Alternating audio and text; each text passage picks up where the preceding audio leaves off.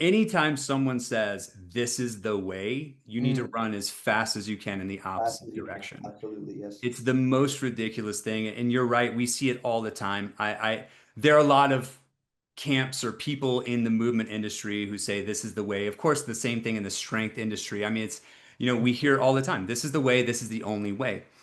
You had mentioned earlier, uh, the Instagram world, the social media world, which is, can be beneficial in certain ways, is mostly a dumpster fire. And the thing that we always see with Animal Flow's been around for 15 years. So we've heard every bash on Animal Flow. We've heard all the shit talking on Animal Flow. And the way that's phrased is always the same, which is, oh, that's just, and then they fill in the blank with something. So Mhm. that's just capoeira. That's Ido Portal. That's Budokan. That's just, gymnastica natural. Like whatever the thing is that they think it is, Mhm. they are so insistent that it is that thing and that I ripped it off from that thing. Yeah, yeah, And they're assuming that they know everything about animal flow in order for them to make that statement, which yeah. I know you run into this as well. But it's just it used to be really infuriating to me in the beginning.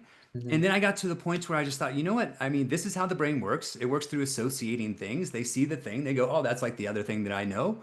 And Mhm. then they're going to, make some sort of comment on it. But we at some point came up with this incredible strategy where the response was always the same, which was if someone said, "Hey, that's just this," the response was always, "Oh, if you like this, then you'll love Animal Flow. Go to animalflow.com and check out one of our workshops." And Yeah, surprisingly enough, a lot of people would then end up taking the workshop because it's just not worth it to have this argument over, something that they don't understand when they're trying to um, protect something they probably also don't understand. So then Mhm. you have this battle where Yeah. there's just not enough information to have this battle. So, anyways, that was one of the things I just want to do a little tangent on the social media climate as far as trying to explain what animal flow is. But then going back to what you had mentioned earlier, uh, I will never say, hey, don't do loaded training. Don't do bench press. Don't do squat. I oftentimes will go through phases of loaded training.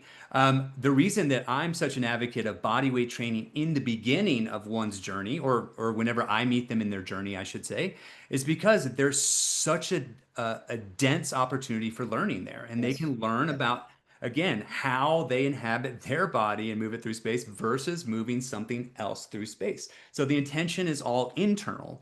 Yes. And to me, that's just the learning is so potent that yes, I definitely encourage someone to do body weight training for a couple months, do it for 6 months, try it for a year, and Mhm. then go back to loaded training again and see what you've learned about your body.